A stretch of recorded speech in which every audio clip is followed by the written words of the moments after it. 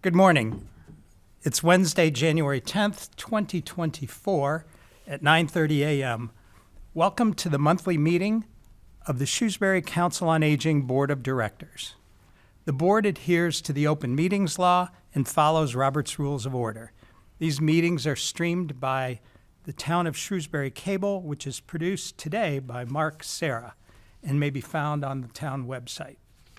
I'm Alex Roman, chairperson of the board. Council on Aging staff in attendance are Holly Luke, the director, Renee D'Argento, outreach coordinator. I'm not reading my own notes correctly here. Casey is not here this morning. Board members in attendance are Jean Campanello, vice chair, Lori Jones, secretary, Judy Goodstein, as Holly said, will not be attending this morning. Betsy Zug is here, Mina Sharma, and Rachel Kleeman-Wexler. We also have a representative, I presume, from the Friends, and I don't know your name. Maria Smith. Oh, you are Maria Smith, president of the Friends. All right, has everyone received a copy of the agenda? Yep. Maria, do you have one? I do not. Can you pass this around, please? We'll call the meeting to order. We have minutes from the November 2023 meeting. Are there any discussion, a motion to approve the minutes? I have an amendment and Okay. under the new business, when we talked about laptops, Lori had asked for one as well. So I think we should include that in the minutes. And I just have a clarification. On page 2, under nutrition, second line, it said dining opportunities for the long Tuesdays. I'm not sure what long Tuesdays mean. So we're essentially open until 6:30 rather than closing at 4:30. That's probably what that means. Okay, all right. That's all I have on it. Anyone? Go ahead. Motion to accept the minutes as amended. Second. Motion and a second to approve the minutes. All in favor? Aye. Aye. Aye. Minutes are approved. Financial reports. Sure. So I gave two different financial reports. One is the financial totals, one is the financial line items. I will do the financial line items and review those with everybody. What I tried to do is I oranged out the things that the description where you should be paying attention, and I grayed out the things that you can kind of just keep going past, like the salaries. So for instance, on page 1, at the very top, it talks about the general fund, and if you keep scrolling, you'll see that I also oranged out longevity. The longevity of $350 goes to Cynthia Willis, who has been with the town for 28 years. So she receives the longevity. Then again, I grayed out some other areas. Can you state each time the page you're at, because I don't know where you're at? Oh, sure. So that one is page 4. Okay. Page 5. So you'll see that I orange highlighted the operating. It says OPEX, that is operating. Under telephone, you can see that we're still on budget. I oranged out what was appropriated, and I also oranged out what the available budget is. So you can see that we are right on track. Okay. On page 6, I should have brought my mouse. There's no page 6. On page 6, there's hospital and medical. And the hospital and medical are primarily for the van drivers who receive their physicals and their drug testing. That's where the hospital and medical comes from. Underneath that is services not classified, which can be things that we weren't necessarily kind of prepared for. So for instance, fixing of the stoves, fixing of the refrigerators, signage. You can see all that falls under services not classified. Car allowance for mileage, that is for staff if they should travel outside or during business hours or for trainings or anything, that's what they get reimbursed for their mileage. Dues and memberships is for MCOA, ESWA. It could be for our motion picture license that we have to have over at the senior center to play movies. That's what the dues and memberships are for. On page 9, trainings and conferences is exactly just for that. The MCOA conference that some attended, and Casey will be doing a supervisory training in the next couple of months, so you'll see that fall underneath that same section.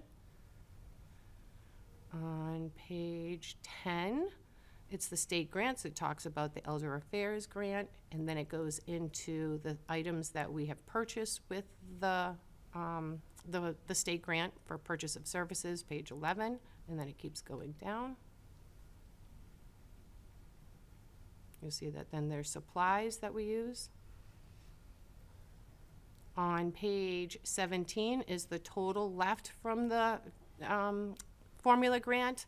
Please note that we have not yet received the check from the state yet, so which is why it looks like $24,000. It usually kind of rolls in February or March. On page 18, we'll keep going right through. Same thing with 19. On 20, you'll see the taxi livery partnership that we had, where in the beginning of this calendar year, we were able to send ride requests to Yellow Cab during work hours and outside of work hours. That was for that grant of $60,000. You'll notice on page 21, the totals of that, we didn't quite use the entire 26 as of yet. However, Cynthia Willis, the transportation coordinator, is still finalizing the rest of the invoices. On that same page 21, you'll see I highlighted the gift fund. The gift fund is where we accept community donations.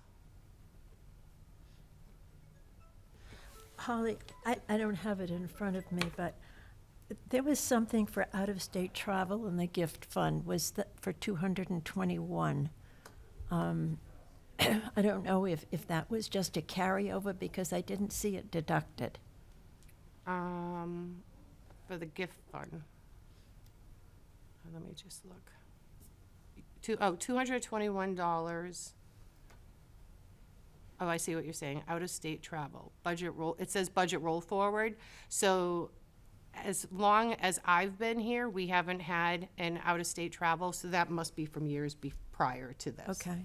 Okay. Thank you. Yep, you're welcome.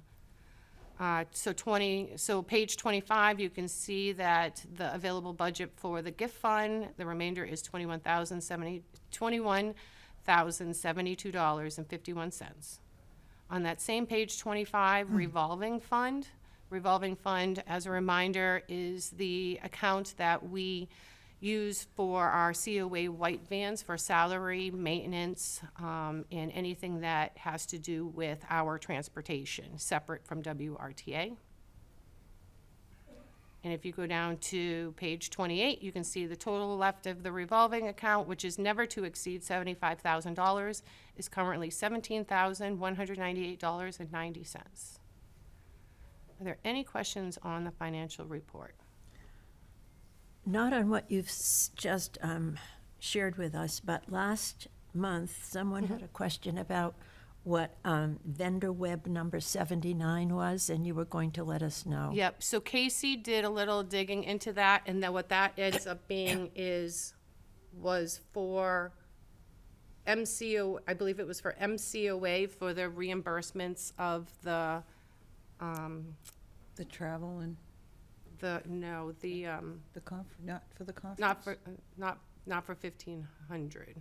Oh, Because it was the code web, what was it, code web 17 or something like that? Vendor It was web. Vendor web web. number. I know that Casey looked into that, and I'm sorry, but I'm spacing a little bit right this second, but I believe it was for reimbursement for one of Renee's grants that we got. Okay. I can get more clarification from Casey when she comes back. That was supposed to be her part today. So that is it for financial reports. My suggestion, Alex, is I wasn't aware that Maria was coming. If we want to have Maria, are you speaking? Actually, I'm going to talk about the Sensory Garden and outreach, and then Maria will have a related Okay. Okay. role. And as just a point of order, in the future, we ought to just have an agenda slot for the Friends so that they Is can that- be better prepared and know when to We speak. used to. There Yeah. used to always be, and then for a while, we didn't have a representative, and I think it got taken off the agenda. I mean, does that make sense to the board to give them a slot? I mean, we can always amend the agenda. Yeah, but yeah. That just makes it It's easier. up to Maria whether they would always have a representative, or is it just like, now and then? If they're not here, they won't be. We understand. You have a lot on your plate. So, I'm sorry, when did you suggest that we have her Well, speak? so Renee's going to speak first, and then I guess Maria will speak to, I think it's a combination of information that they're going to share with us. Okay. All right. Anything else on the financial reports? I know that's a lot of information, a lot of pages of detail, but Can I ask a quick question? absolutely. Just to be aware, the budget is from what months to what months? July 1 to June 30th. Okay, thank you. Anyone with anything else? Okay, the next item on the agenda is the director's report. Outreach. Okay. Hi, everyone. Fuel assistance applications and share the warmth applications have been going on quite a bit. A lot of people had not received their recertification forms as they should in the mail. They were mailed out rather late, I think, into October. And I had a resident say that she just received one yesterday. And in the meantime, residents, have a lot of questions about that. And I recommend that if you haven't received your recertification application, that you can recertify by filling out a new application form and submitting your income documents, which is all that is needed only if you're renewing your fuel assistance. Fuel assistance amounts for income qualifications have gone up this year, several $1,000s in the different household categories. For a single person, it's $45,392, and for a two-person household, $59,359. You have until May 12th this year to apply. So some people had received their fuel assistance very late last year, and they may have been a little confused about when it starts and when it, for the new year. So don't panic, you have until May 12th. I have processed several emergency fuel deliveries for people who have fuel oil this year. So if you find that you have not received your fuel assistance, we have an emergency fund that if you have an eighth of a tank of oil or below, you can call me or SYFS and have a one-time emergency fuel delivery, and also get your application expedited with SMOC, that's Southern Middlesex Opportunity Council. Along with fuel assistance, many people may not know that if you're having issues with your heating system, that being your furnace and things like that, you would need to apply for fuel assistance first before you can get assistance on that program. So there are funds to help people replace their heating system, their furnaces, or repair them if needed until those funds run out. but you need to be a fuel assistance client in order to go into that process. And we have had a couple of furnaces replaced for some residents, as well as an oil tank that was leaking replaced. So for water heaters, I periodically get calls for those. That's not part of the heating system, so that would not be covered. I have found out, however, through the Central Mass Agency on Aging agency, that they have a partnership with Habitat for Humanity to, there's an application process to apply for funds for household repairs that are essential for health and safety, and that may include a water heater, it may include a roof replacement, things like that. So if you need further information, contact me on those. I haven't gone through a process with a resident for those funds yet, so I don't know what the time frame is, how quickly they get to that. But for heating system repairs, SMOC has a pretty good timeline on that. It could be a week, could be a couple of weeks, depending on how the application goes through, how quickly that is. Yeah. The fuel assistance applications, who is sending those out? Where's the delay in that, or where was it? So that's with Southern Middlesex Opportunity Council. Each year they send out the renewals forms to people who applied before, who were in the system. Yeah. So that's that. What else did I want to go over here? The other, again, SNAP applications, or the Supplemental Nutrition Assistance Program, that's formerly food stamps. You can apply for that anytime. People should, since the COVID supplemental money has limited people's allotments back down to where they used to be before COVID. People are having difficulty affording food. So Department of Transitional Assistance is trying to make people aware that people can try to increase their allotment by potentially with medical expenses. Medical expenses and medical supplies can help reduce your countable income and hopefully help you obtain more in an award for your SNAP each month. So that's something that you might want to look into, and I have the forms on that if people need that to try to get your SNAP looked at again by DTA.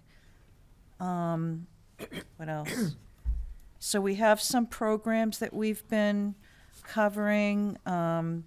The monthly prescription medication review, which Raquel is doing for residents. And I think we're off to a bit of a slow start as people get to know what the program is about.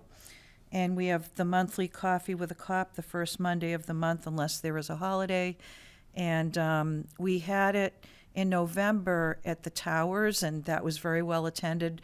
We had people from our community who usually come to the senior center actually attend at the Towers with the residents, and so we had around 30 people. Nice. And actually the chief of police stopped by, and that was really nice. We actually had to get more donuts because we ran out. And in February, we're going to be back at the Towers again, so that's going to be really fun. Do you go to Francis Gardens as well? Well, we were going to try to do that this month, but somehow there was a bit of a mix-up and with the weather, and so we didn't have it at Francis Gardens. Only one person was in the community room, and they weren't there for the so we had it back at the senior center. Okay. Yeah. What else? So February is American Heart Month, and we have some programs coming up for that with V&A Care. They're going to do broken heart syndrome and other factors affecting heart health on February 6th. That's a Wednesday from 11 to 12. This is in the newsletter, as well as I'm going to have, there's a webinar called Maintain Your Brain, Reducing Your Risk of Dementia, provided by the American Society on Aging, and I'm going to stream that in the conference room if people want to attend that. And finally, let's talk about a couple of the new programs that we're starting up. One is that we received a grant from MCOA to revamp our food pantry. The grant is for $20,000, and I'm helping to work on that, on outfitting that. So looking at supplies like a new refrigerator freezer and doing a new layout and hopefully new cabinetry and shelving in there as well. So that's a work in progress. We hope to have that up and running in June. And the other is the on the new patio, the sensory garden. We had a presentation back in November on that, and at the time we had applied for the MCOA grant, didn't get that, for $25,000, and I had requested that the COA board consider funding part of the project. And now that we didn't receive the funds, we're looking at it in a different way. And we're proposing to raise donations to actually see if we can get some of that funding and try to get the garden and the planters and all of that in place for the fall. So I did speak with the Friends at their last meeting this past month, and the Friends have generously provided a $5,000 donation to help kick off the start of the raising of the donations for the sensory garden. And I wanted to see if the COA board would like to participate in that. And Maria is going to help with doing some of the marketing together. We're going to plan on to see if we can get donations from the business community and others to get that completed. Excuse me, Renee, you had talked about some alternative options if we didn't get the funding, more of a graduated plan, Yes. so that we could do some portions and not have to spend the $35,000. Are those in place, or what's the status of that? So that is no longer the plan because if we are raising donations, we want to have a goal and have it completed. So, I mean, I suppose any funds raised, if we didn't reach our goal this year, could, provide what I outlined as the first part of the furnishing the patio, and then going on to getting the garden built and up and running. But I'm not sure that will be a problem as far as the donations, acquiring those will go. Okay. Yeah. So we're going to remain optimistic on that. So I don't know if Maria has anything to add. Say that I think it's a fabulous plan, and I am confident that Renee and I can raise the funds through reaching out to our community. I think awareness is the biggest piece of the puzzle. Oh, the microphone. Or the table. There's a table The- and the- a microphone. You could bring that over to you. Right behind you, there's a microphone. Oh. Can I just? Yeah, you can stand there. Okay. Sorry about that. As I was saying, I'm confident that Renee and I can raise the funds that are needed through outreach in the community. There are so many people in our community that would love to help, and this is a fabulous project. Our seniors in the town, we have so many of them, and whenever I put out the statistic that I get from the town of how many seniors we actually have in town, people are amazed. I mean, almost a quarter of our population are seniors. And they're very near and dear to my heart, but other people in our community love helping. And they think that it's a great project. You know, we're kicking it off with the donation from the Friends, but I think collaborating, we would be able to reach out and meet the goal. And I think if we do something a little creative and innovative, the presentation that Renee put together is fabulous, and I think that needs to be shared and get out there. And I'm confident that we can pull this off and have it be a nice little haven for the people in the town. Well, Maria, on behalf of the board and the citizens, too, of Shrewsbury, thank you for your leadership and for the support of the Friends. This is really wonderful. Thank you. We're working on it. We're growing our numbers. We're trying desperately to pump up our membership, and we're, right now we're at 241 members, which is a drop in the bucket compared to how many people there are in town that could join us. So we're trying to get the word out there, and I think that gradually we're getting the word out, and we've got nowhere to go but up. And I'm just optimistic that we're going to make this happen. Terrific. Yeah, and actually, too, we see this as a place where people of all ages can use the patio and the garden. And I would still like to help provide some programming along those lines once we get that all set up. So this could be, just another aspect of what the Council on Aging provides to the community. Terrific. I'm happy to offer my time or energy or services if either of you want some help reaching out to the community or just trying to move forward with the plan. I'm more than happy to avail myself. Thank you. All right, that's Great. all I have. Yes. Inu? I have a question.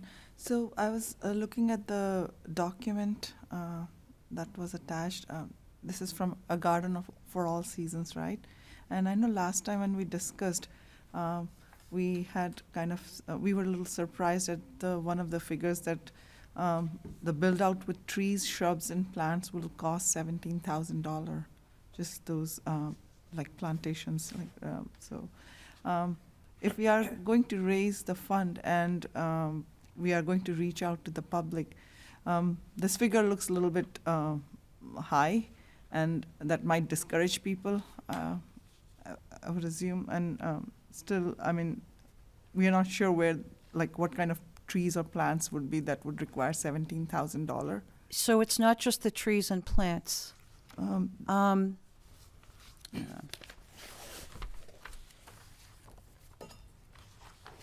It's the what you have are the planter boxes. They're cedar, and they cover almost 50 by 28 linear feet. All right, So it's those structures also you're including in them. that's right. Mm-hmm. The plants themselves and the trees are approximately $7,000 to get it fully outfitted. Okay. Mm-hmm.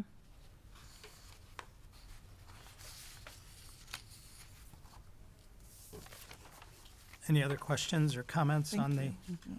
on the garden? I'm sorry? Any other questions or comments from the board? Okay. When will you initiate this process? Oh, we're starting with the February newsletter. And Maria and I will be meeting to get things going. So you mentioned getting things for the fall. What will the garden look like, or what will the patio look like starting in June?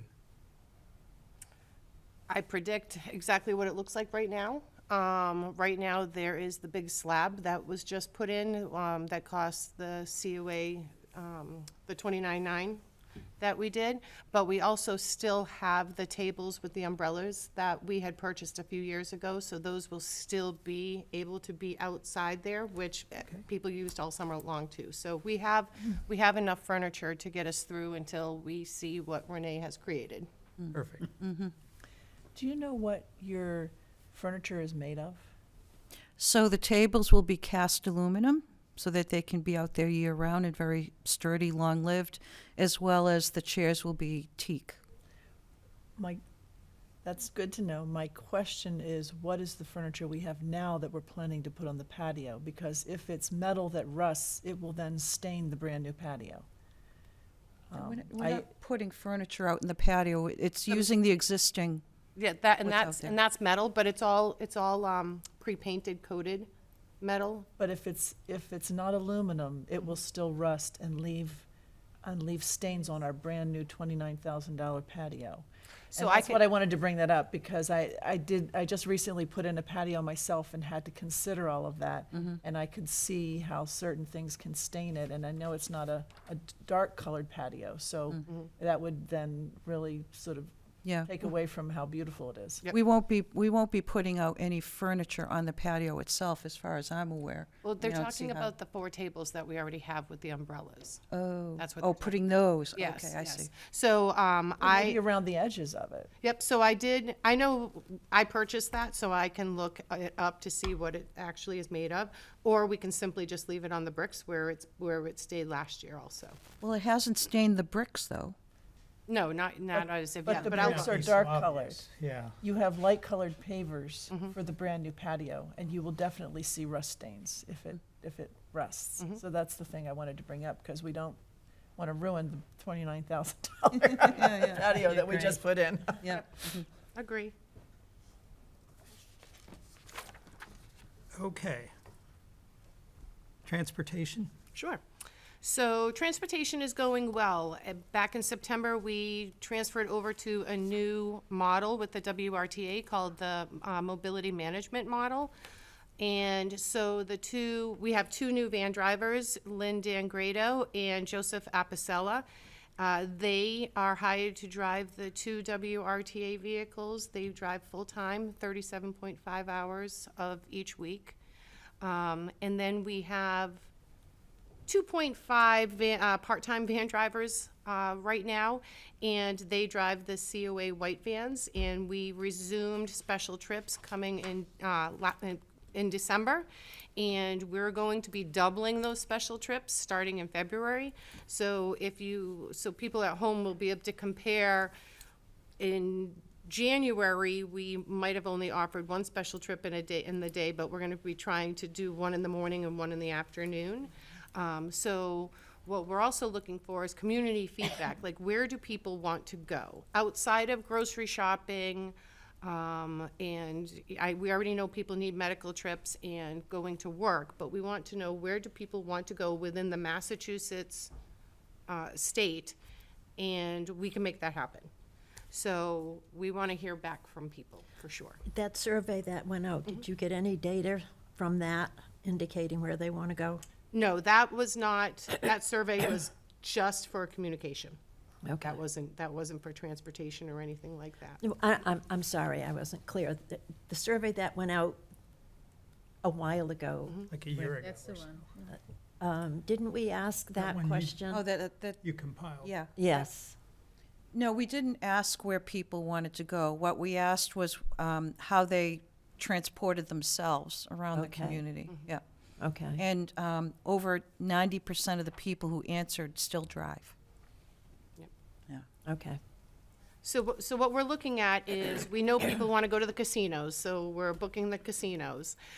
We know people like to go out to eat and things like that. A lot of the feedback we get is that people simply can't pay the prices for some things. And while I'd like to remind people that the COA department and the senior center, we offer a lot of free opportunities throughout the year, and we do some other opportunities where there is a payment that would be involved. So if a particular trip that you really want to go to, but if finances are hard, please reach out to either myself or Renee, so we're aware of these things and we can make accommodations for future trips to get them at either no cost or a lesser cost for everybody, because we want to make sure that we have equal opportunity for everybody and assist where we can. So that is the transportation. Any questions? On the last item, do we have a written policy on how we grant free trips to people or assisted trips? No. Seems like we should. No, because, I think well, we should. so we look at things pop up periodically, like we're already looking into the spring to have things on the back burner to do special trips going forward. So as far as scheduling or anything like that, sometimes it's like, so for instance, today I need to send out the February newsletter to go to print, and I'm still crushing things in there last second. So it's hard to kind of determine where we're gonna go too far ahead, if that makes sense.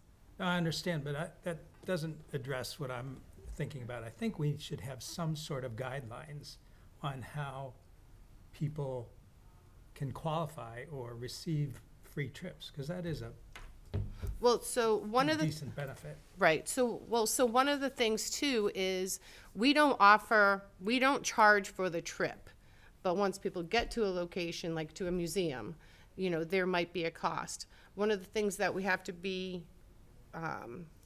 cognitive of is that under the Mass DOT regulations that we're required to follow, because we have the two COA white vans under a grant, that we have some restrictions, and one of the restrictions is charging people to use the van. So the transportation itself is always free, but the place of destination, there might be a fee. So what I was saying was we could possibly work with whatever destination that is and pay up front periodically, so so everybody can go. Such as a museum where they give discounts to Senior. seniors and To things like everybody that's on that trip. Right, Yeah. yep, to everybody. Yep.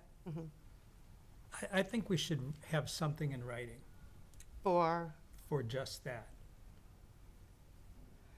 if Not maybe specific to any one museum or such, but something that addresses it, that the board could review. I'm not sure what that would be. Do we have a history on, let's say, how many events we had, such events per year that we sent, took people to museums and such?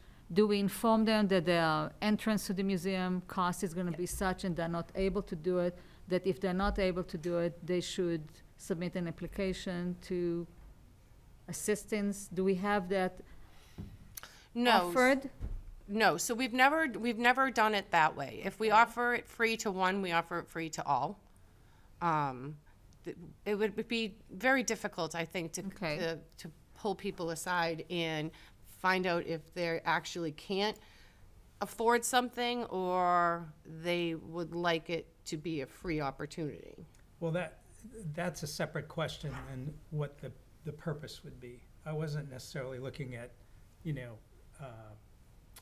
quizzing people on their ability to pay, but, what exactly are we allocating funds for as far as Right, so we do. reimbursing for admission or paying it up front? Because we don't have that identified in our budget as far as I know. No, it's not in our general fund budget, but that is a portion of the allocated funds that I put aside at the very beginning of the year for programs and events that might come up, like for something like this. Let's just say Tower Hill Botanic, they offer great seasonal trips every now and then, but they might be too expensive. We could pay for something like that, but I'd pay for everybody that took the van if they wanted to go. And that wouldn't be for somebody who could drive themselves. It'd be for anybody who did the trips for the COA. I think like I said, for us, you're asking for a whole nother procedure for our transportation that I don't think it's necessary, because we don't offer everything for free. We can't offer everything for free, but we do offer different opportunities for everybody to participate in something, you know? Yeah, I guess I would think of it as, we did the mixer recently, and, you know, there was some cost associated with that. We periodically do programs like that and pay for the total cost, but we're not creating a specific procedure for things like that. But it sounds like your question is more there should be some sort of a structure for how this gets implemented for Right. everybody, that not specifically who's going to be charged and how much. It's just the whole process of how we go about doing this. Am I reading that correctly? That's right. I honestly wouldn't even, I mean, if somebody wants to take lead on that and put something together, I wouldn't even know how to go about that, to be honest. Because what we do in our newsletter is when we put in our special trips, just like Raquel just mentioned, we put in what the cost is gonna be when they get there. So they understand prior to responding and booking their transportation or booking their ride for this trip, they understand all the costs associated. And every now and then, we do pay for them, but we don't always pay for them. And this is where I always say, and I've already said it this morning, is we offer something for everybody, not everything for everybody. Yeah, I think as far as equity is concerned, we offer enough free programs that people can take advantage of, and then there are the programs where people will pay to attend, you know, such as if they're going to a museum, they know the transportation is free and that they're going to pay a museum entrance fee potentially, which is in the advertisement. It feels like if we're offering some free programs, whether it be at the senior center or through transportation, it would almost be just like another layer of bureaucracy. But I don't know. That's And I would be just me. concerned that it would also create a barrier for somebody who might want to attend. Oh, you can ask Holly or Renee on the side, but if you have to now fill out an application, and that would concern me. Or maybe I'm misunderstanding what you're saying, Alex. I wasn't really looking for an application, Oh, I just thought you'd said that. when do we, no, I don't want to have people submit to, No. you know, to whether or not they have the means to pay for it. No, I wouldn't want to Just do some that either. guidance on when the senior center / council on aging wants to allocate budget to offering these free programs. And Renee's point about, we do offer a lot of free programs, this just includes a ride to get to those, is a good point, but it just seems a little loosey-goosey as far as the guidelines.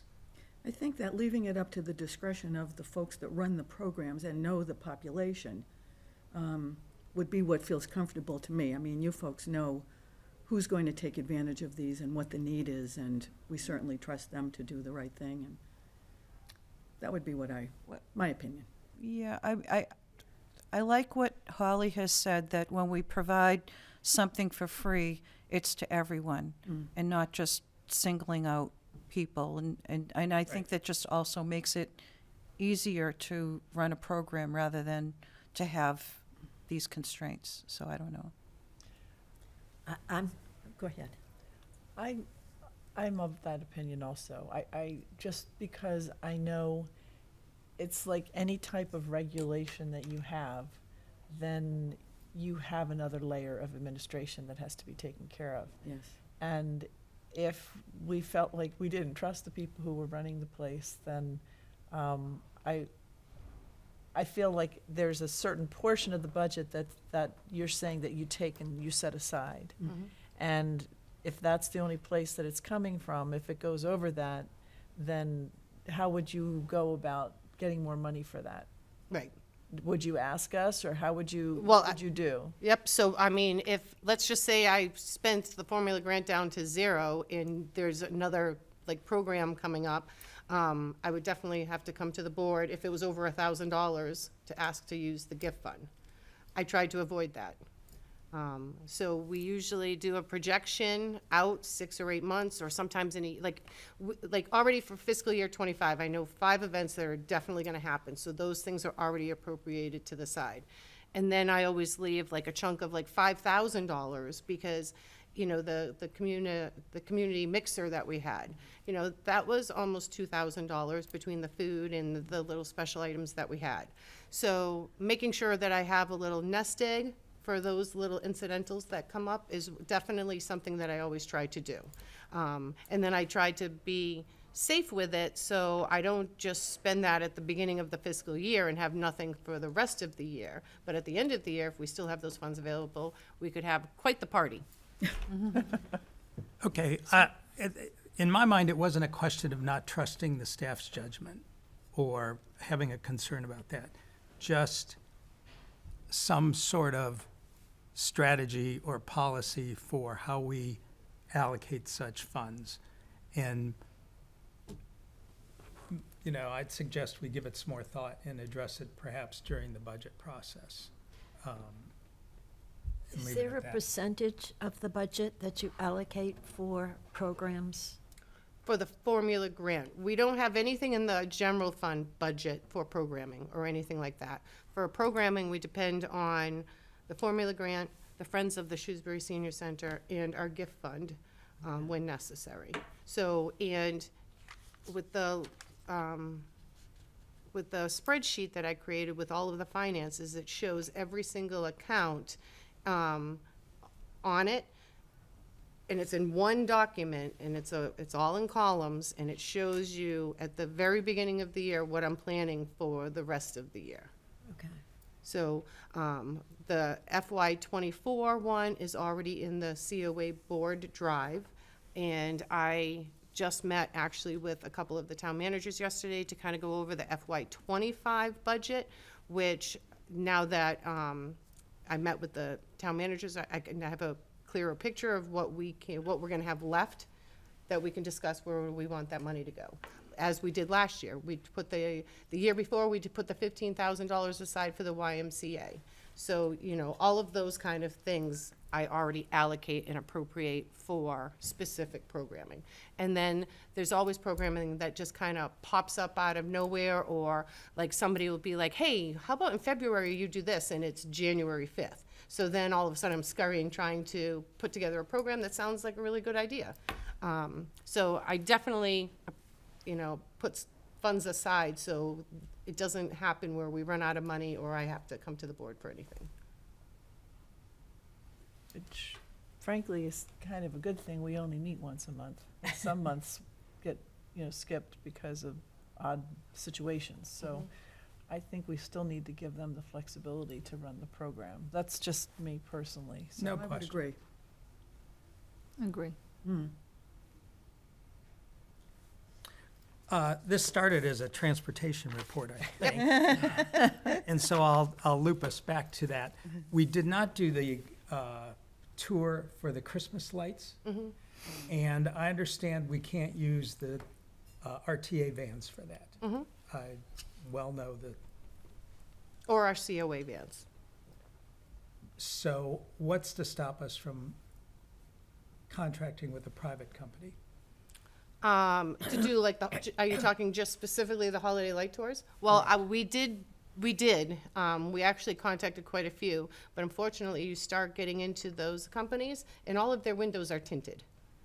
And which really kind of takes away from the holiday light tours, in a tinted window van or bus. So, and it was quite expensive, and I don't think anybody wanted to drive with their head outside the window, so we decided to put that one aside. But I am working towards other alternatives for the COA department to acquire our own van without an overhead of anybody else, which is one of the capital requests that I have put in for FY '25. Okay.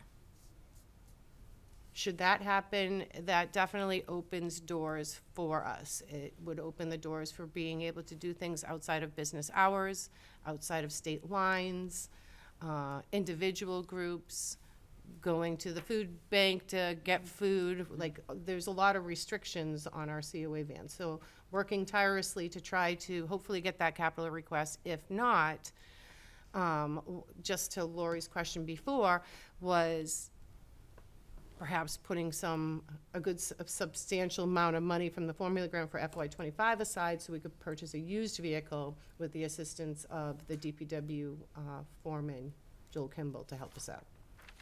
So I definitely have things on the horizon, and we'll know about the capital requests in May. So, and that way we can move forward with the FY25 budget. So as far as I'm concerned, we won't see the spreadsheet that I was just mentioning completed probably until the end of May, very beginning of June, to develop what we're gonna, and that's primarily for the formula grant, the only account for the formula grant. Okay, unless there's anything else, I suggest we move on to programs. Yep. So the volunteer luncheon, so as everybody knows, we developed the Volunteer Stars Rewards Program, which we've been doing a little something every single month. But we want to have a volunteer luncheon. We're thinking probably in March to do that. And that would include, obviously, a luncheon. And then when we were thinking for the volunteers, we'd probably put together a bingo or some sort of game. We find sometimes especially with the volunteer luncheon, all the volunteers want to talk to each other, so we don't necessarily get to hear the music or anything like that. So we thought it would be a nice opportunity for all of us to kind of get together and talk, and I think that's where some great ideas could actually come up. So that's the program. Well, that's a volunteer program that's coming down the pike. And is there money in the formula grant to sustain that? Yep, that's already allocated at the very beginning of the year. Okay. Next is nutrition. So the super sandwiches from Assabet High School. So yesterday was our second week, and there were 25 sandwiches allotted. And of course, due to weather, we had a couple of cancellations last minute yesterday, but it went well, as did last week. We got a lot of compliments saying that a lot of people don't have an opportunity to do something like this, especially in the evenings. It is free to anybody. Don't ask where you're from. You can just sign up and come and have a super sandwich. We have 2 more Tuesdays for that. That cost was roughly, I think it was like $1,400 or $1,500. And we don't have anything planned for February or anything going forward. Unfortunately, Assabet, it's only applicable when their school is in session, so it makes it a little difficult to arrange that, put a schedule together, go pick up the food. So for now, that is just for January, but Casey and I and Renee, actually the whole staff, we're trying to think of themed months. So maybe this one was the super sandwich, but maybe next month is something a For little. Valentine's. Yeah, well, maybe it's movies next month with a pizza. So we're trying to change it up, and we know that one of the ways to do that, the best way to do that, is bring in food. So we definitely have a nice portion of funds set aside for just that. The MCOA nutrition grant Oh, before you get into that, what about the Black History Month, right? We're going to do something for that in February, and in March, Women's History Month? So I haven't got to March yet. Okay. But yes, February, there will be a section in the newsletter devoted to Black History Month. Pat Babin, part-time office assistant, reached out to a local woman here in Shrewsbury. She's going to be talking about the Shrewsbury Underground Railroad next month. And I think that's You know what we. when? I think we're going to have a movie too, aren't we, or something? Maybe? Yeah, we were thinking about doing the color purple, too. The date is, Okay. I know it's a Thursday, I Okay. can tell you that.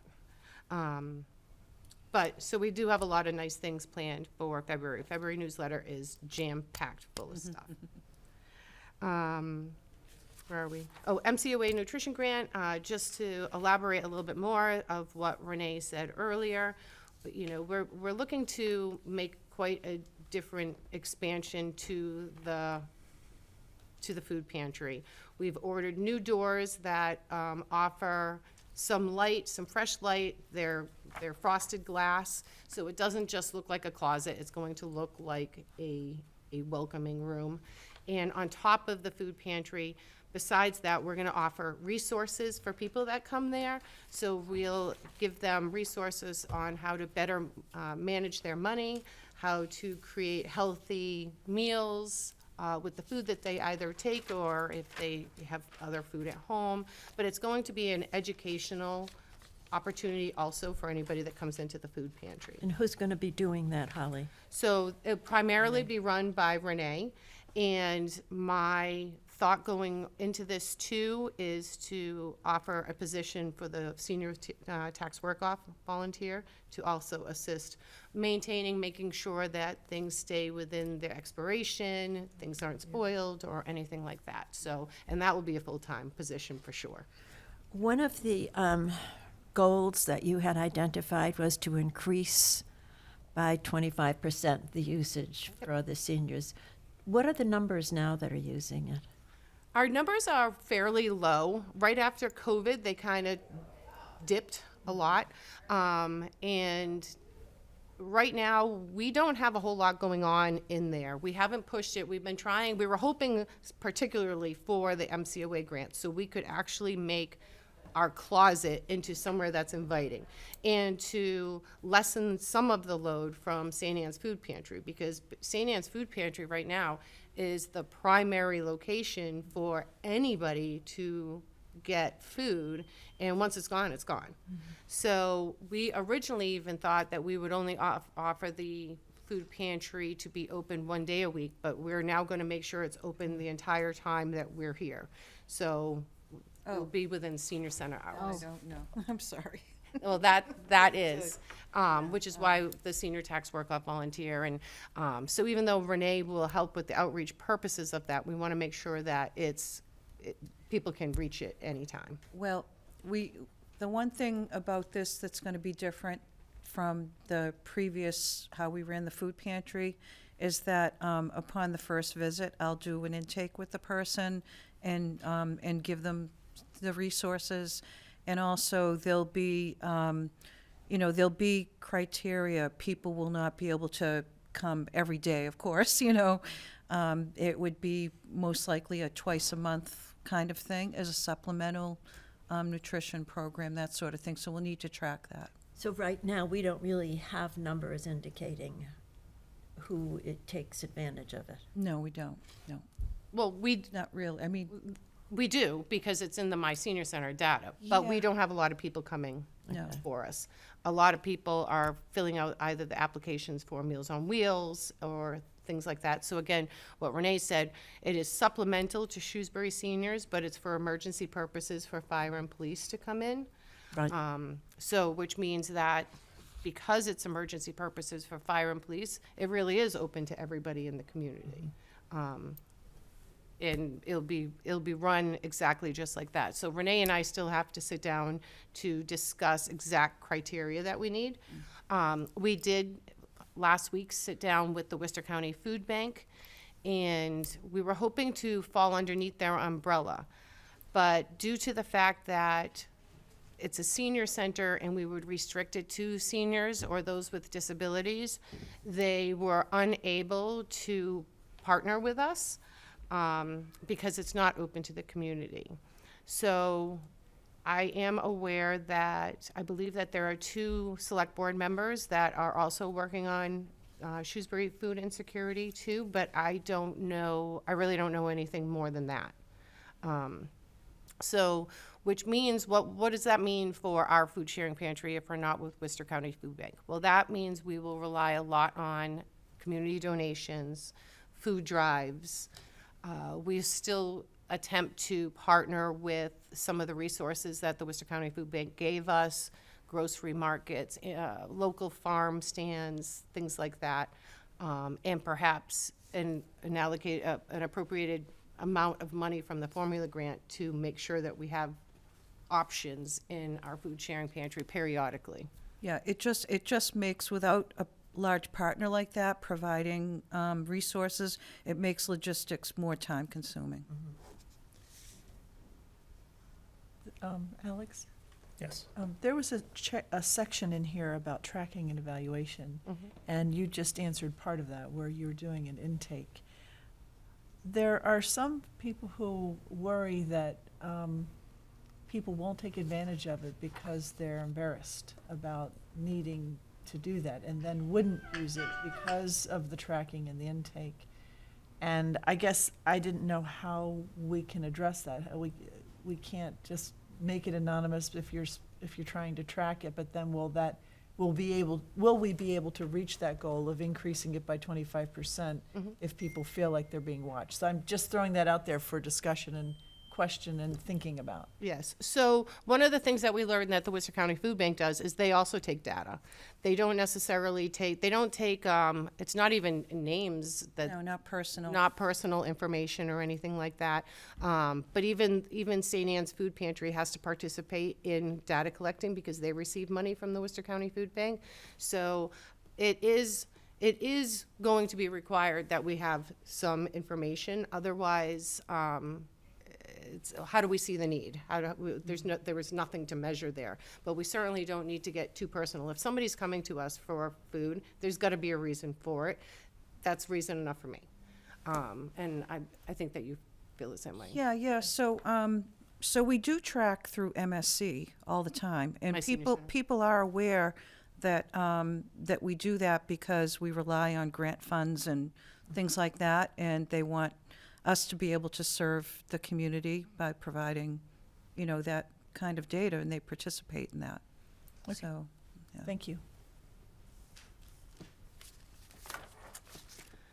Okay, so going on to E, departmental. The first one is staff goals. So a couple of years ago, the town manager's office implemented staff goals for every employee. Now it is for full-time employees, but it also includes 2 departmental goals that we will have. Looking forward to FY25, the 2 proposed goals that I have for FY25 for department goals are the Yahoo program, Young Adults Helping Others Out. That is the intergenerational opportunity for volunteering within the community for seniors. And that will be measured by the number of students that we have, the number of chaperones that we have, and then mostly the number of seniors that are interested and want to take part in this particular program. We've talked about this program before, but for anybody at home who might be watching this who aren't really sure what that is, the Yahoo program was first developed in the town of Sterling, and it is exactly just that. It's an intergenerational opportunity that brings students and seniors together, and we help in the fall and in the spring to do some easy yard cleanup. We have an informational session set aside for next Tuesday at 5 o'clock at the senior center, as well as the Saturday, the 20th at 9 a.m. So we want to make sure that we were available and flexible with our timing. And so Yahoo is one of the departmental goals. The second one is the food sharing pantry and the expansion of the measurable items there will be, again, how many people are coming every month? Is it male or female? What age groups of seniors are they? Is it 50 to 59, et cetera, et cetera. So we'll be measuring all of those items too.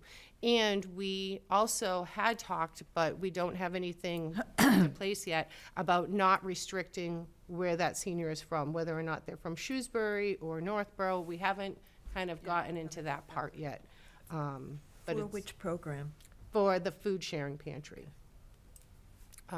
So we were thinking that it would be really nice, knowing that the food insecurity is so large, not just restricting it, and the fact that we'd be getting it through donations, not restricting it to just Shrewsbury seniors. Holly, on the Yahoo program, What is the criteria for engagement of the seniors? So there's two pieces for engagement of, well, three. They gotta sign up. They have to be present the day that the students go to their house to say hi, thank you for coming, that little bit of face-to-face interaction. And then at the end of the year, there is a party that pulls all the seniors and the students together to kind of celebrate all of the community volunteerism and that they did throughout the year. So those are the three things. And of course, we can't make it mandatory, but we really hope that people will do that. Okay. Strategic plan. I am actually, Alex, do you want to take this one? Well, you may want to speak to what happened with, Okay. and why we're not using the consultant. Okay, so we did meet in November, and we all reviewed the proposal that came from Mr. Scott. And I did share that with the town managers, and the town managers wanted some more than what was in the proposal. I then went to Mr. Scott and kind of explained the wants and needs from the town, and he had decided that it was just too much to take on. So I think that if we needed him for a question or two, he would be available. But, so at this point, we don't have a consultant. It's been difficult to find one. And the thought is for us to create our own strategic plan outline and have a small subcommittee for that. And I believe it's already Raquel, Alex, and myself, but if anybody else wants to be part of that. And we'll, again, just start with an action plan outline in one chunk at a time. One chunk, show it, we all meet, we propose it to the board. Once the board votes on that one piece, we then send it over to the town manager's office for their approval, and then we can move on to the second piece of it. Do you want to go? Yeah, I think that's basically what we're left with. And it's certainly doable. And, we can use the small group we have as a kind of a steering committee for this, and anyone else who's interested in joining in, we'll let you know when we meet. You can come join on an ad hoc basis, kind of using the model of the bylaws committee that worked. And then maybe identify, I don't know, maybe Casey or another staff member. That's up to you. It's, you may find yourself stretched thin, but obviously you'll need to be involved. Yep. But, it's in keeping with the idea, the function of the board is not really to get into the details and the operations of everyday life at the senior center, but really on a policy level, on a strategic level, and make sure we're fulfilling our mission, whatever is identified and written, so that really needs to be the goal of the board. So we'll come back with the approach that Holly just kind of outlined. Sounds good, thank you. And really, Will Scott's available. He's worked with a number of nonprofits. He's retired. He was going to do it as a favor to us, and he kind of was intrigued by the process. And he's an old friend of mine. He said he's available to strategize and review and that from a distance. Great. So, okay. Next on the agenda is the communication survey. I shared all of the results with the board last week. I also am sharing the results in the February newsletter with a QR code so people can kind of see about that. One of the things that I noticed, and you probably did too, was where we had 104 responses, which I wish that there had been more, but there was not. But one of the responses was, we don't hear about anything that's happening when we go to the library. So we definitely want to increase our presence over at the library. So that's one of them. The other one was the great response that we received, and the one that I was hoping for was if we had an app to use on our phones, would people use it? And the answer is yes, people would use it.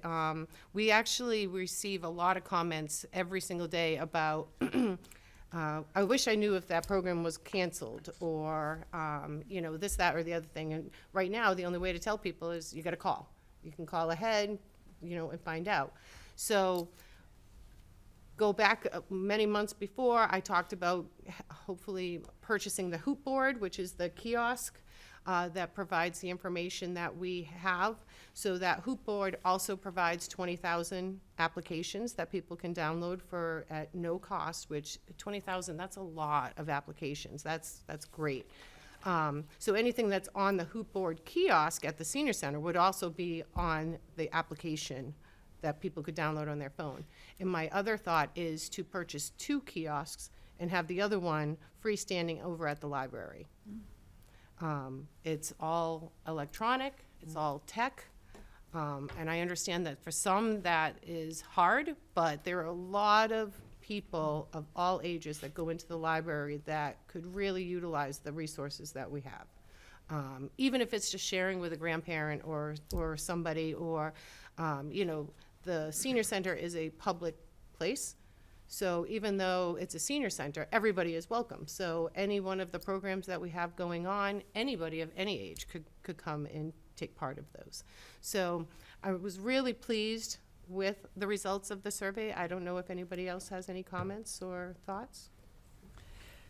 I understand that a lot of people would, but, you know, download the app. Just make sure you don't forget the people who aren't going to download Yes. the app, so that they know they still have to call or figure out what it is they're going to do. Mm-hmm. And again, I just always encourage multiple levels of communication, because everybody has a different style or willingness to do certain kinds of things regarding communication. Yep. So, so I appreciate that, Lori. And one of the things, and I'll be sharing my annual town report for calendar year 2023 with all of you probably later on today. I talk about what we do for marketing and advertising, and we'll always have the newsletter. Right now, it's at 2,500 copies, and I think the amount of copies is fine. However, our contract in June is up, and I think we could even get an additional couple of pages, which, to be honest, I think we need it. So I'm going to try to see if we can get to 24 pages, and of course, some of that will be with ads. And you want to increase the font. Yes, and I want to make the fonts bigger because we have so much information, as you see in every single one. And, you know, I think 12 font is too small. I would love to, at minimum, have a 13 font or even a 14 font for some things. I think it's necessary. I think a lot of people would appreciate it. So that's one of the things that I would like to do. And unfortunately, it won't happen until our contract is done. So that will be in June. How many newsletters go out? 2,500 newsletters are printed every single month. We mail out, last month, I think we mailed out about 888. Our list is actually growing, our mailing list, and I receive a lot of people who make requests. And then we get new people who move into town. I've had a few. And that initial survey that went out gave us a lot of data about people that weren't receiving it and have now been added. Yep. And so we do email blasts. So some people have asked if they can just be on an email blast. So they're on an email blast on the first of every month. They get the newsletter. It's uploaded to the website every single month. The 2,500 copies. We also write all of the programs on the written board over at the senior center. So that is still available because we know people like it that way. Just as Lori just mentioned, they paper. Visual, it's right in front of them. They don't have to be techie to do anything. But I want to make sure that one of my goals is to modernize the senior center, and I think offering that kind of piece of technology is really important. One thing to look into. You're like staring at me. Yeah, well, I'm paying attention. You know, you go to hotels now, and in the lobby, they have these whiteboards, and they're interactive. I mean, maybe with the kiosk, or in the future, and they're not cheap by any stretch, but, you know, you could have that kind of approach, and you could put the calendar up on the wall using a whiteboard instead of, you know, people could tap to it instead of what must be a time-consuming process to erase that and Very update that expensive. every month. Yeah, and once we have the kiosk or the app, because this will be fiscal year 25, obviously. Once we have the base layer, and then it's just moving things around, updating things. Right now, we do so many things over and over and over again, making flyers and trying to print out 100 flyers, which really isn't necessary. A lot of people really don't even look at posted flyers sometimes, especially if there's a board that's completely covered. You know, it's like, what do you look at first? You know, but I was very pleased with the survey results. I thought they were, it's kind of like what I expected. And not too many people wrote other comments. You know, sometimes when you get the paper pieces, people write side comments. We didn't really receive many of that, which I think is good too. Yeah. So the app, is that part of next year, or is that on hold? Nope, that would be part of next year for fiscal year 25. Okay. Yep. So, and that is the same thing as the kiosk. It's all rolled into one. All of those offerings come into one package. And will it feed data to My Senior Center? No, but it collects its own data, Okay. which is really nice. And the other wonderful part about this piece too is under the settings, it translates everything into there's 55 languages that it can translate to. Wow. Oh, Yeah. wow. Which is a really big deal. That'll So, cover it. yeah, you know, so you can do that on your app, or like if you go to the kiosk, you hit the settings, you pick your language, and it translates everything. It's Amazing. you can't really beat that, Very right? nice. Yeah. So, Alex? Yes. I think what can be really nice about this, and there is some simplicity to it, because if the kiosk has a calendar right in front of you, and all you have to do is see something of interest and tap on the day, you will see exactly what that is. It would be as simple as that if you wanted to make it simple. Right. Or people could get into it a little bit more with the apps, so. Well, that sounds Yeah. better. right, That- well, and that's I more. also liked the feedback where people would participate in the forum. Like if there was like a little group discussion where people could like either meet through the apps or ask questions and everybody can kind of see it, you know. I think that's a plus too. Okay. The next is account recognition, and I put coffee. And so the reason why I wrote account recognition is I'm always mentioning that I think it's very important that the community sees where we're using their donated funds for, what we're using it for. So I mentioned back in the financial report that we have $21,000. I think it's wildly important, again, to make sure that, like, everybody in town knows that we're using the funds that they donated to the senior center. I think that's very important. So one of the things that I was going to ask was that our coffee machine that we have over at the senior center has brought in people that literally just come in for coffee and then they leave. And I'm completely fine with that because it gets them through the door. You never know what they're gonna see. They come in and they're like, "Hi, here for coffee," and that's great because they might not be able to afford the $4 or $5 coffee at Dunkin' Donuts, right? Again, I don't care why they're coming in. I'm just glad they're coming in. But with that said, in October and November, the coffee bill was about $600. I mean, it's a lot of money. So I also want to mention that just recently, the Friends of the Shrewsbury Senior Center has offered us to supplement $300 every month up until June 30th for that $600 bill. And what I would like to do, and I've created a poster at the coffee machine, and it's going to go into the newsletter. Right now, it's the Friends logo right at the coffee part in the newsletter. I would love to write on the other part of that logo that it came from, the rest of the portion is coming from the gift fund. So 50-50, 50 from the Friends, 50% from the gift fund. But I'm asking the boards. Lori? How much from Friends? $300 a month. $300 a month. Thank you. I think that's a reasonable expenditure from the Like gift it. fund. Oh, absolutely. I do too. Oh, I'm yeah. using it myself. What's that? I'm using it. Oh, she myself. uses it herself. Awesome. So again, Maria, thank you. Thank you to the board for that. That's a huge impact for us.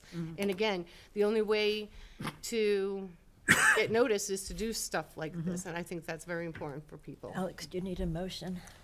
I guess we should have a motion. Motion to approve allocating 50% or 300 a month. Do you need a dollar amount, a fixed dollar But why don't amount? you say 50%, because each month can fluctuate?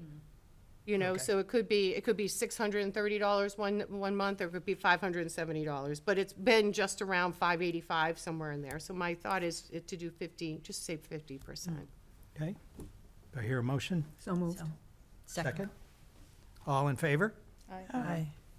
Perfect. Approved. Last on the agenda is capital requests for FY '25. One request that I did is a kind of a combination. It's the chairs and the tables. So we have probably 130 chairs with no arms, which doesn't offer a whole lot of independence for the seniors that come into the senior center, being able to push themselves up independently, stand up, have a secure gate, and go on their way. So for the capital request for FY '25, I've requested 125 armed chairs and 25 new tables that don't have the crease in the middle. It's finger pinching, they're dangerous. I'm hoping that we get them. And that request came in, I believe the tables and the chairs were just under $80,000. what was that? Just under $80,000. 80,000. Yeah, it's not cheap. Yeah. The tables themselves are almost $2,000 a piece. The other capital request is for the carpet. The carpet is original to the creation of the senior center of 2000. It's definitely worn, it's definitely loved, but it also is not dementia friendly. And one of the reasons being, and I was kind of trying to show Alex one day, is that when you're walking down the main hallway of the senior center, the walkway itself is like this color, but the sides are very, very light color, which could, for people that might be experiencing dementia, feel like a hole or feel like they're not supposed to walk on that. We haven't had any complaints about it. However, we do have a very active memory cafe where we get anywhere from 20 to 40 people that come in every other week, and they are coming in with their caregivers that have dementia. So again, I can't do something for everybody, but we can certainly try to put something into place so it's a comfortable place for people to come and visit. And I think aesthetic-wise, that rug, like I said, has been loved, so it's time to hopefully get a new one. And that quote was depending upon what time of day, is $37,000 to $43,000. I have a question. Oh, Are Go we, ahead. are we replacing it again with carpets Yes. So everywhere? Yep, so where there's carpet right now is where there'll be carpet again. The difference is instead of having it one rolled sheet, it's going to be in squares. That way, if something should get spilled or soiled or something like that, it can be replaced. That's the goal for even the town hall too, if this ever gets replaced. I'm really glad to hear we're still going to have some carpet there. I think I mentioned this to you before. And the reason for that is that if you have all floors, you get a lot of echoes. You know, when you have carpeting and you have curtains, it softens it. It also makes, for me personally, makes me feel like it's cozier. It's almost like a home instead of a cafeteria, you know. And I think that you have that in the cafeteria area, but I think it's nice to have the carpet, and I think it's interesting that you were able to figure out a way to deal with stains and things like that.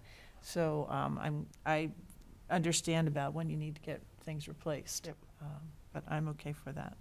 Yeah, my vision for the senior center, as I've already mentioned, is to modernize it, but to make it feel homey and comfortable.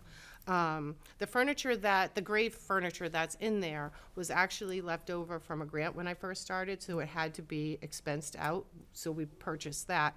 But what I would love to do is to bring in some warm woods into the lobby area with some nice armed seating so people can, so it's more of a, so it looks more like a living room versus, like you said, you know, something that, you know, you might find in industrial. The same thing with our dining room area. We've been talking about how to make that fun, and we were thinking, you know, maybe sprucing it up so it looks almost like a diner, like an older diner and stuff like that, and bringing in some fun colors, some bright colors and things like that. But with all of that comes time and money, so we got to chip away at it for little pieces. So those are a couple of the capital requests, and as I mentioned, I also put in a capital request for a new vehicle, which could cost about $120,000, because it has to be wheelchair accessible, and it's got to be at least 12 to 16 passengers, to really make a difference to what we do. It could be less passengers, but that wouldn't help us out at all. Yeah, because the wheelchair takes up how many spaces? Two. Two. And that's just one wheelchair title. Well, no, so most vans can take two comfortably, but like we even have one WRTA could take four, but you're only getting one other person on the, it's cramped for sure. Right.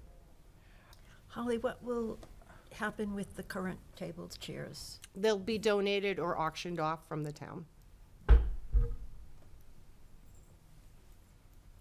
That is, The van seating capacity, I'm not sure, I should know this. What seating capacity triggers the requirement for a commercial driver's license?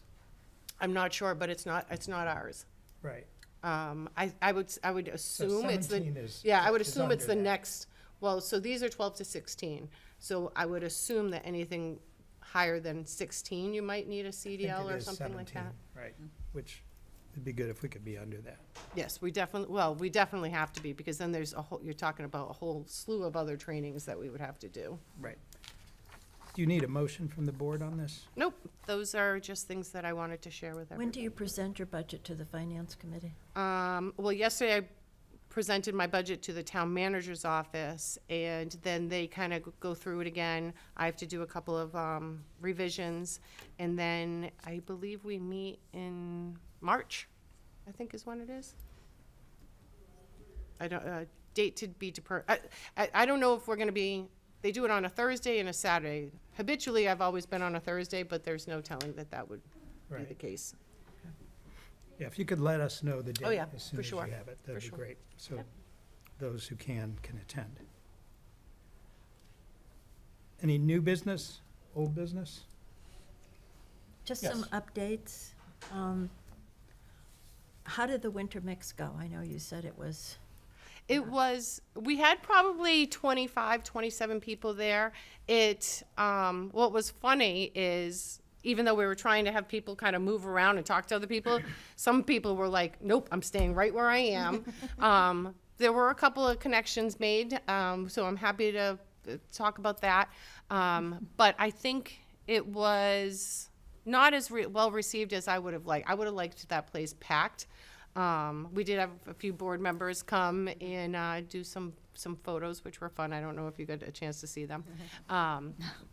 The photo booth was a great hit. It was Yeah, a- the photo booth People really was got a kick out of super that. fun. I had fun. And at the table where I sat, there were people who didn't know each other, who were making gentle conversation, I'm going to say. Yeah. So the goal was accomplished in Right. a, maybe not in a wildly, you were there as well, Yeah. Raquel, in a wildly aggressive way, but people were making connections. Yep, Yeah, I think it was a success for those that went, 30-ish people. right. So it sounds like It it's was- worth doing again, Yes. but I think With- if I can make a suggestion, so I've talked about it to other people Yep. and tried to share what it was, and I said to somebody, that after, whatever, someone said there was something going on that day, and I said, no, I was at the Winter Mixer at the senior center, and the person said they had a dance. And I think for people of Wow. my generation anyway, and for our generation, a mixer implies a dance. Okay, So Right. maybe Okay, change the terminology. terminology. yep, yeah, because a mixer for Yeah. for me is something different too. Right. So, It's like, for me, Cocktails it's and dinner. Networking, yeah. Yeah. Yeah, but back in the day, which That is makes our, sense. which is our day, Yeah, a mixer was a dance. that's right. Well, just so everybody is aware, we are planning to do a dance. We want to do like, we want to get like a swing band so people can come and dance. And again, everybody loves Napoli's food whenever we have it in the senior center, so that's always a plus. But what we tend to do is when we have a band, we tend to fill it with tables and chairs and leave no room for dancing. Yeah. Should people want to get up. So I think going forward, when we have some more of that entertainment, we're going to push back the seating a little bit so people can get up and, move, especially in a swing band, to do things like that. So we have some fun and exciting ideas coming. It's just being able to implement them. It's before you know it, look at my day's already half over, so, Also, the congregate dining had been put on hold because of lack of volunteers. Anything new on that?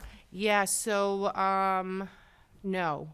So we've between the work of my staff and we've been able to get the dining room a couple of extra volunteers, but not enough to establish to do what we did last year at this time. However, the senior tax work-off program will be starting on March 1st. We, under the new proposal that I sent to Kevin, with Kevin's approval, because the state increased the amount of monies that can be received through the senior tax work-off. So now each senior will receive $2,000 off of their next tax bill. So if you work in 2023, you'll see that change in the 2024 tax bill when you get it. But we also increased the number of positions. It went from 17 to 20. And right now we have 4 other departments in town that are taking advantage of wanting a senior volunteer. And with a lot of the remaining ones, we're planning on moving them over into the kitchen to help. They still have to apply through ESWA to be a temporary volunteer, but that should help us at least through March into October. So if we decide to do this again, that's kind of probably the best time frame to do it within. And I know that's not in the winter months, which we had discussed, but hopefully some of those volunteers that come on through the senior tax work-off program will stay even once it's over. Usually that's what we see. Very rarely do we see people like, we're done, we're gonna move on, we'll see you next year. A lot of people stay. So hopefully that will happen. And this is a reduction off your property tax? Yeah. Just one other thing. I know that the Y program is probably coming to an end shortly. Is that do we have any information on that? Yep, so I have been in touch with them. That ends in March. We probably lost 8 to 10 people who didn't fulfill their requirements to be part of that. And I'm keeping a close eye on that too, because everybody signed a document, an agreement that said, if they take advantage of this program, they have to go at least 6 times in a month. We did have 2 people with extraordinary circumstances that we made some accommodations for, because there was health involved in that. But we have had a few people not participate, so we removed them from the program. So we watch them every month. So even though we had $15,000 appropriated for this program, we'll end up getting a portion of that back. It ends up being about $50 a person a month, if you figure it out like that. And will the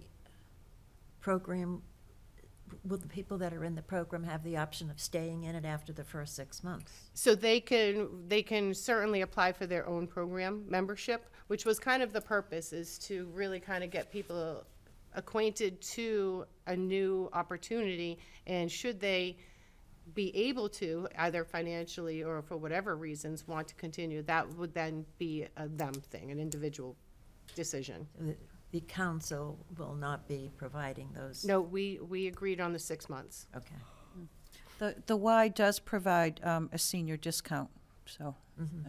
And a lot of people, they discovered when people signed up for it, actually had the silver sneakers on their insurance, which means, so we didn't have to pay for that person. It opened up a whole nother spot. So like I said, I think right now, it's probably safe to say we have around 37 people still partaking in that.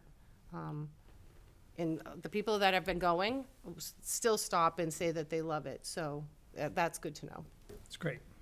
Yes. On a personal note, unbeknownst to me, I found out that some friends of mine had actually signed up for the program and were very excited for the opportunity. Oh, nice. So I just thought I'd share that. Yeah, that's great. Okay. Any other new or old business? Any other comments from the friends, Maria? Just one comment about the mixer. Can you Can you use the microphone? Just one interesting comment about the mixer being a dance. I'm an old person, and that's what that means to me, too. Just reflecting on several years ago, I actually had a senior prom at the senior center, and it was a real senior prom for seniors. And we did it, structured it so that we had the photographer, we had a meal, we had entertainment, we had photos. It was great. And ever since then, everybody that I bumped into that attended that, we had the king, the queen, the court, just like the high school day prom. And every time I bump into someone from town that participated or heard about it, they always ask me, are you going to do that again? Are you going to do that again? The only negative comment that I had from people that attended was that with the dancing portion of it, you weren't required to have a date, so to speak. Anyone could come, and a lot of ladies came without a date, and they said, we need more dancing that's like, you can do it like line dancing. You don't need a partner. But my suggestion, I have been asked over and over again, so I would like to bring that back again and have it be a fun thing for everyone. So that would bring the mixer part back into it, being a legit dance and senior prom. Very like good. that. Thank you, Maria. Any other business? Hearing none. Do I have a motion to adjourn? So moved. Second? If we need one? All in favor? Aye. All righty. Thank you. See you next month. I don't think that you need to